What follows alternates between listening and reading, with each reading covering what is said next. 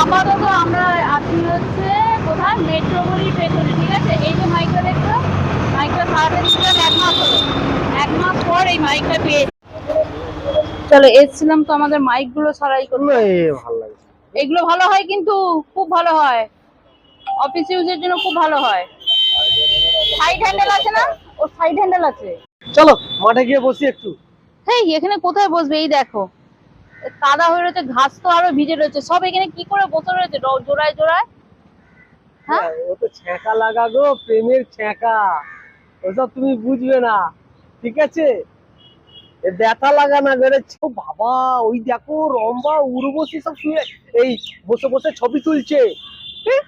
হ্যাঁ, বাজে কথা বলো কেন? ঠান্ডা জল দাও মুখটা ধুতে, তারপর সব আসলে বেরিয়ে আসবে।